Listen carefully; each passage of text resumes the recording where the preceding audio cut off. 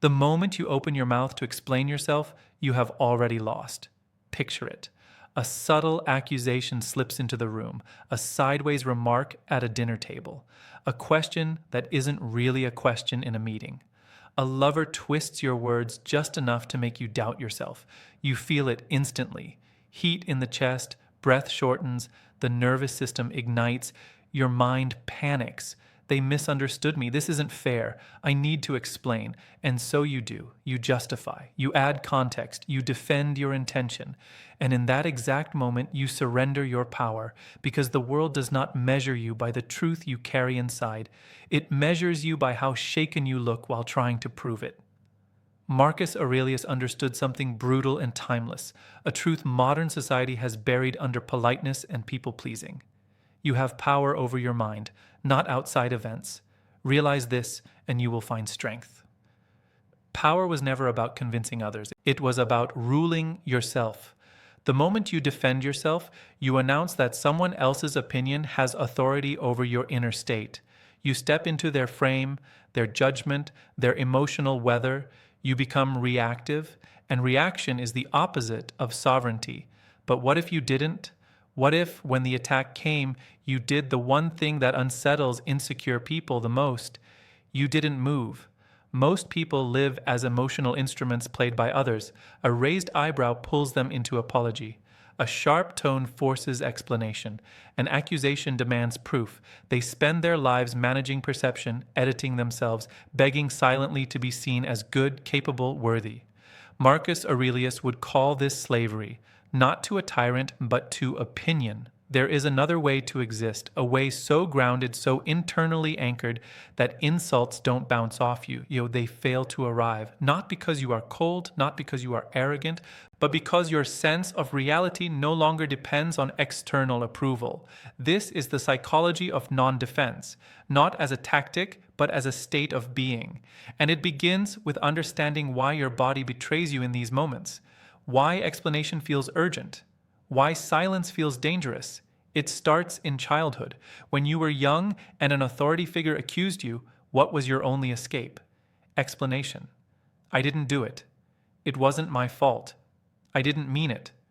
You learned early that safety came from justification, that approval was conditional, that peace depended on being understood. Your nervous system memorized that rule. But here's the tragedy. You grew up, and the rule didn't. Now every boss becomes a parent, every partner a judge, every stranger an authority, and every accusation triggers the same ancient reflex: explain or lose safety. Marcus Aurelius warned against this mental trap. If you are distressed by anything external, the pain is not due to the thing itself, but to your estimate of it. When you defend yourself, you are not responding to danger. You are responding to an interpretation.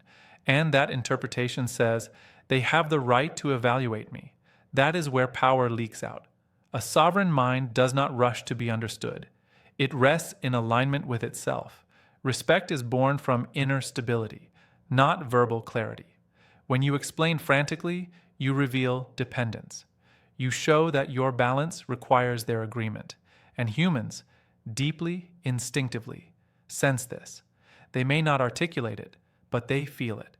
And they push harder, not because they want truth, but because they smell uncertainty. This is the illusion you must shatter. There is no courtroom. There is no judge. There is no verdict. There is only your mind and what you allow to disturb it. Once you stop treating opinions as sentences, accusations lose their bite. They become noise, nothing more. Now imagine the moment differently. Someone says, you're being selfish. Old pattern, immediate defense, evidence, emotional explanation, stoic response. You pause, you look at them, you say nothing, not as a performance, not as manipulation, but because nothing inside you is threatened. Silence stretches, 3 seconds, 4, 5. That silence is not emptiness, it is gravity. The human mind hates unresolved tension. When you don't react, the other person is forced to sit with their own emotion. They start talking again, backtracking, softening, explaining themselves. Without you saying a word, the balance shifts, because calm is contagious and rare. Marcus Aurelius wrote, The best revenge is to be unlike him who performed the injury. You are not meeting chaos with chaos. You are meeting it with stillness. And stillness is dominance, and not over others, but over yourself. When you don't defend, you reveal nothing. No wounds, no buttons, no hooks. Silence is not weakness. It is a mirror. And most people are terrified of what they see when their aggression reflects back at them. If words are required, they are never defensive words. A Stoic does not push against force. He redirects attention inward. You always mess things up.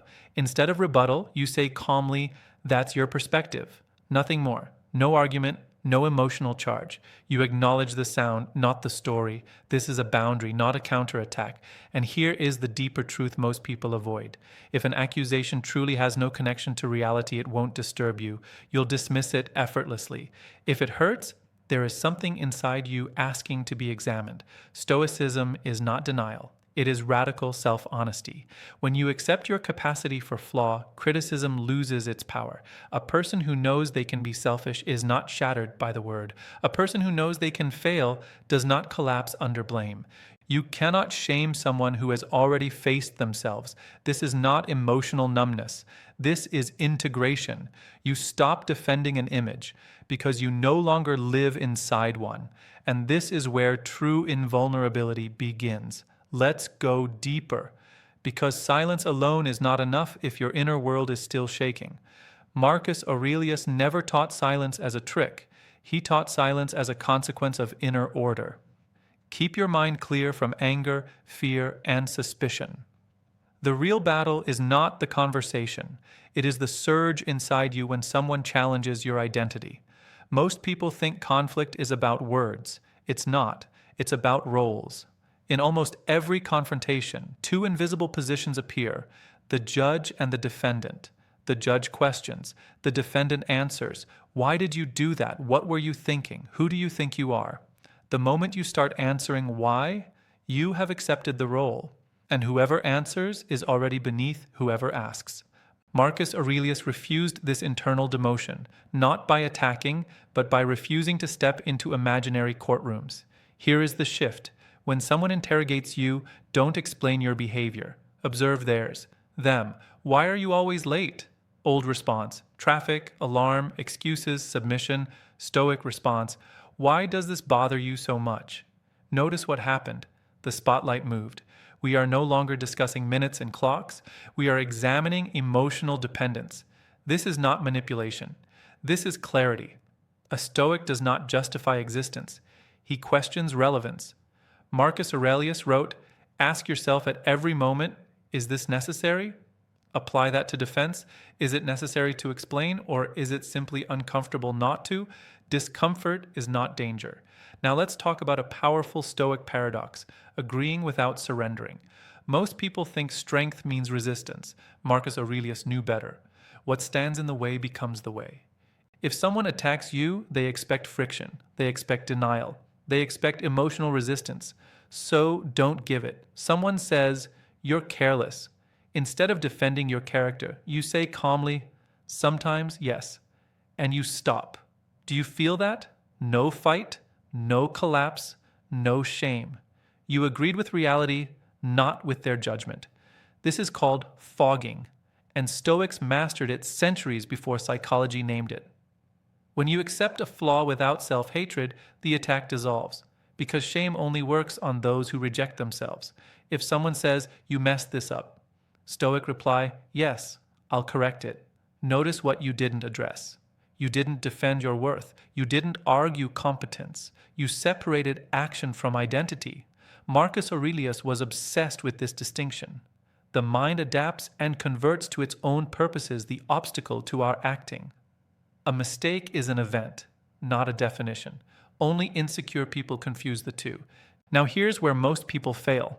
They try to use these techniques while still craving approval. That doesn't work. Stoic authority is not verbal. It is energetic. If your body is tense, your eyes are darting, your voice is thin, silence will look like fear, not strength. This is why Marcus Aurelius constantly trained his inner posture. He didn't ask, "How do I win this interaction?" He asked, "How do I remain uncorrupted?"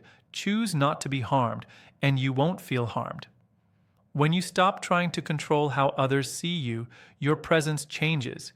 You stop leaking energy, and people feel it. Now let's address something uncomfortable. If an insult lands deeply, it's because it touched something unexamined. A man who knows he can be lazy does not panic when called lazy. A woman who has accepted her imperfections does not collapse under criticism.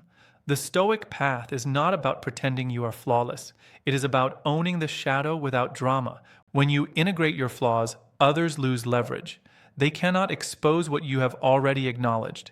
This is why Stoics appear unshakable, not because they are perfect, but because they are honest. And honesty removes fear. Now, sometimes silence and agreement aren't enough. Sometimes someone keeps pushing, labeling, provoking, escalating. Here, the Stoic does something subtle. He responds, but never defensively. He speaks about the interaction, not himself. Examples. That's an interesting way to interpret this. You seem very invested in this outcome. I'm noticing a lot of emotion around this. These statements do three things. They acknowledge the other person. They refuse the accusation. They keep your inner ground untouched. You are not fighting their claim. You are observing their state.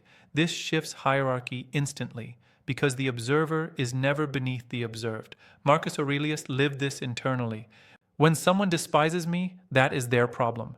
My only concern is not doing anything worthy of contempt. Read that again. Your responsibility is conduct, not perception. Once that sinks in, explanation becomes unnecessary. And unnecessary things are weight. The Stoic removes weight. Now, here's the hardest pill. Sometimes people will misunderstand you permanently. They will think you are cold, arrogant, detached. Let them. Marcus Aurelius warned, "It never ceases to amaze me. We all love ourselves more than other people, but care more about their opinion than our own." When you stop correcting narratives, something strange happens. Some people drift away, others recalibrate, a few become hostile, and a small number, the grounded ones, respect you deeply, because certainty is magnetic, and nothing signals certainty like a person who doesn't chase interpretation. You are not here to be decoded.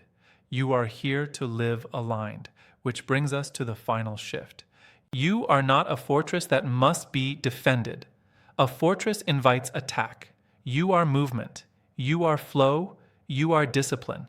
Attacks pass through what does not resist. And this is where Stoic invulnerability is born. You cannot shame someone who has already faced themselves. This is not emotional numbness. This is integration. You stop defending an image because you no longer live inside one. And this is where true invulnerability begins. Now comes the real test. Because understanding this intellectually is easy, living it is where identity dies. Marcus Aurelius didn't write philosophy to sound wise. He wrote it to survive power, pressure, and chaos without losing himself. Waste no more time arguing what a good man should be. Be one. This is where non-defense stops being a concept and becomes a discipline. Here is the truth most people avoid. Defending yourself is not about logic. It is about fear, fear of being misjudged, fear of being rejected, fear of losing connection. When you explain, you are trying to manage someone else's emotions so you don't have to sit with your own discomfort. The Stoic refuses this trade. He accepts discomfort so he can keep his freedom. This brings us to the 7-day no-defense practice, Stoic edition, not a trick, a training of the nervous system. For the next 7 days, you do one thing. You stop explaining.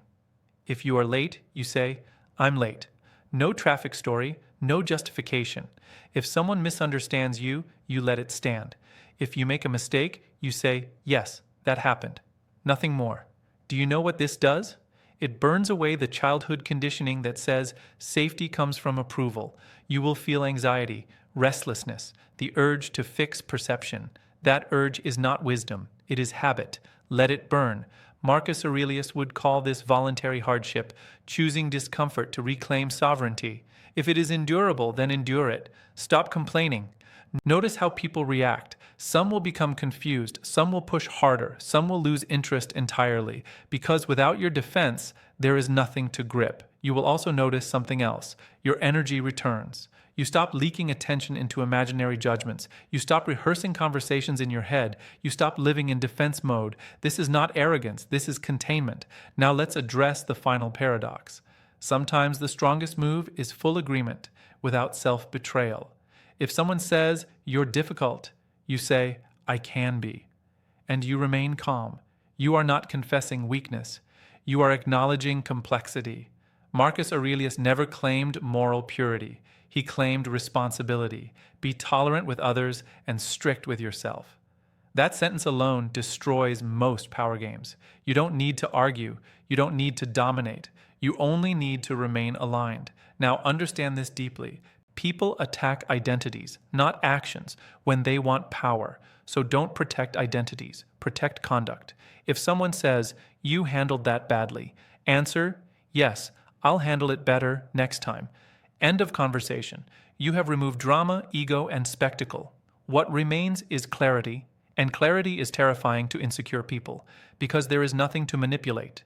This is what it means to be untouchable. Not loud, not intimidating, not performative, but internally settled. A person who does not need to be right, does not need to be liked, does not need to be understood. Marcus Aurelius reached this state while ruling an empire. The tranquility that comes when you stop caring what they say, or think, or do. This is the death of the needy self, the part of you that wants applause, wants validation, wants reassurance. That part kept you safe once. Now it keeps you small. Let it go. When you stop defending, something shifts permanently. Your presence slows. Your words reduce. Your authority increases. People sense that you are not available for games, not because you dominate them, but because you dominate yourself. This is the final truth. You are not here to convince. You are not here to perform. You are not here to manage impressions. You are here to act with integrity and let reality sort itself out. A Stoic does not chase respect. Respect follows stillness. So when the world baits you, don't bite. When it misunderstands you, let it. When it accuses you, observe it. Because the man or woman who does not defend their existence has already won. You cannot shame someone who has already faced themselves. This is not emotional numbness. This is integration. You stop defending an image because you no longer live inside one. And this is where true invulnerability begins.